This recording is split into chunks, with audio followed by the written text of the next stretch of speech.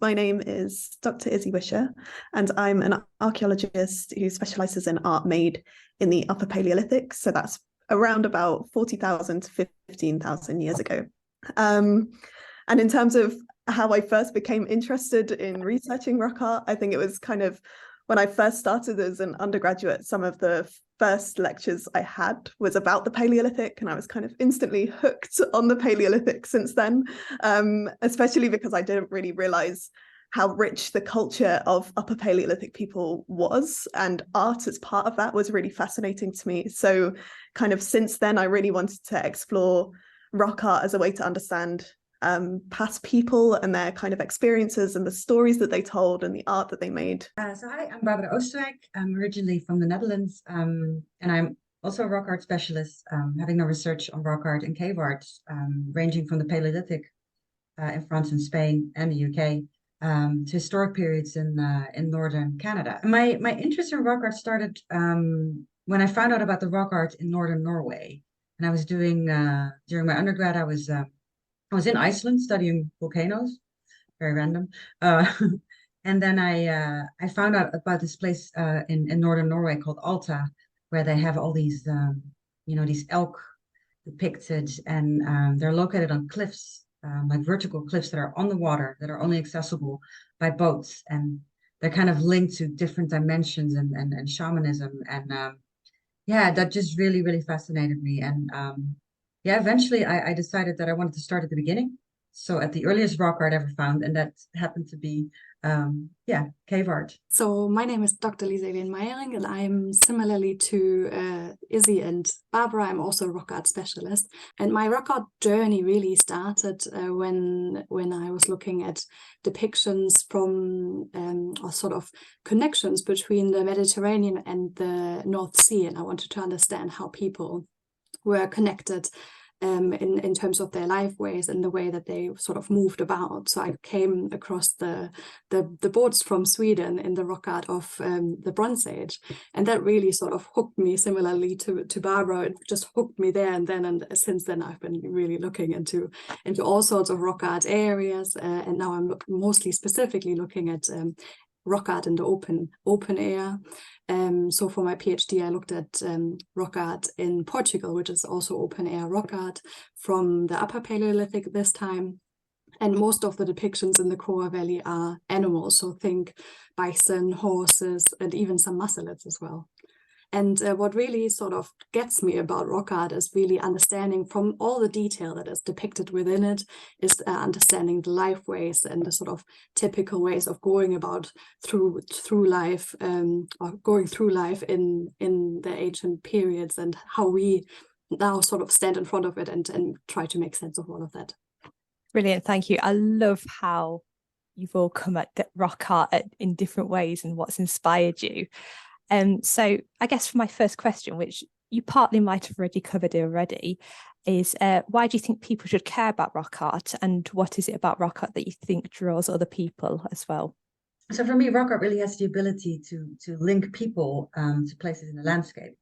And for me, the way in which rock art is linked to the landscape, both like you have prominent places in the landscape and hidden places like caves, that is really fascinating. It's literally the landscape is a canvas that they inscribe on, and by leaving behind markings of their stories, the stories that people told each other, but also like in my case of people using their bodies to leave behind something, and by doing that they gave places meaning, and the remarkable thing is that people have been leaving behind these painted and carved markings in the landscape since the Paleolithic, like our Neanderthals predecessors did, and they're still doing it as we speak. So it's still something that stays in fashion almost, and I think people will keep on doing it.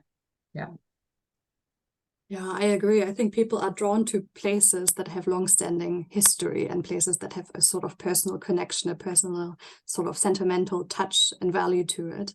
And I think even though we will never truly understand the real meaning or intention behind the art, because we can't ask the artist any longer, I think just by purely us being there, investigating all the marks and the way that they've been made, and sort of preserved for thousands and thousands of years now. I think that gives us a great sense of perspective looking back, but also a great sense of perspective looking into the future as well.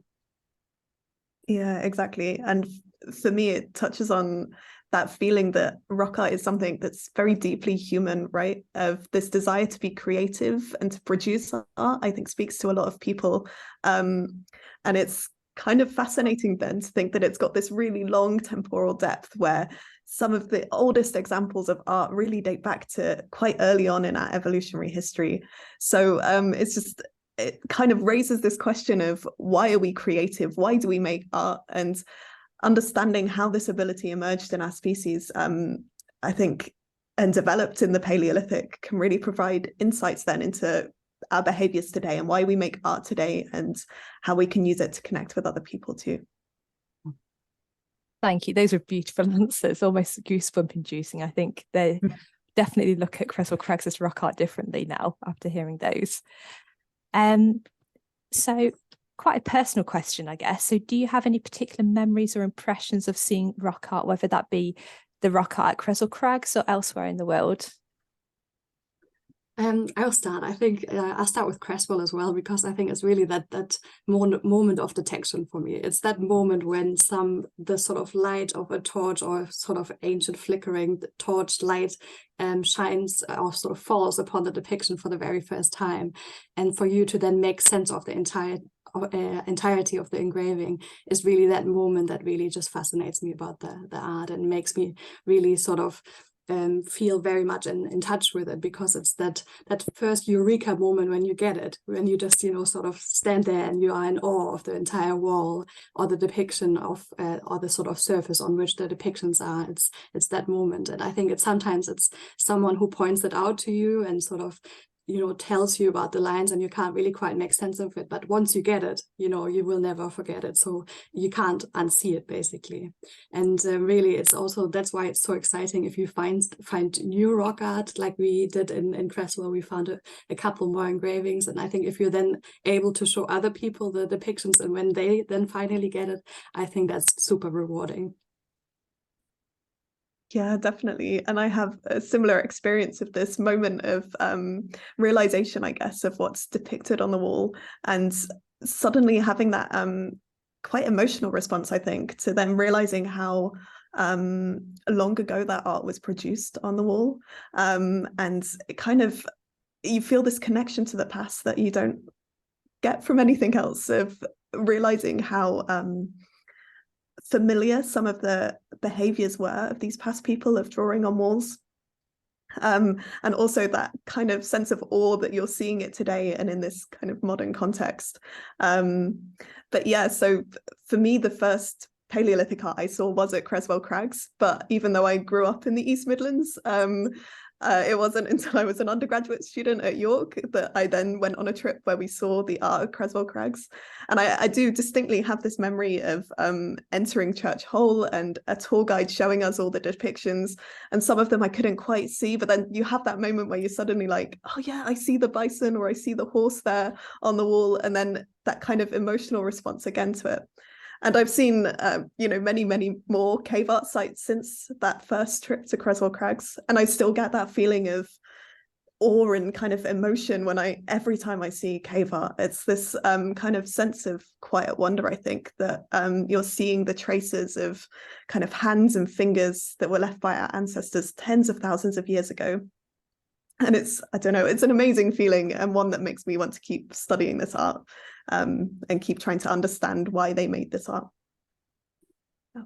Yeah, no, I agree with both of you, but it was interesting what Lisa-Elen said about, when you can't like unsee it again when you see it.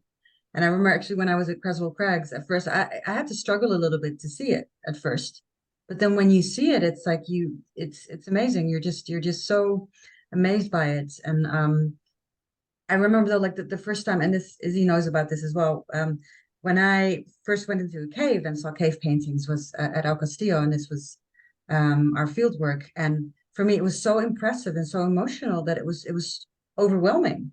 I didn't really know what to do with myself. Like, it took me a few days before I could really get into it and be like, okay, I'm going to do this. I'm going to look at it like that. I'm going to research it like that.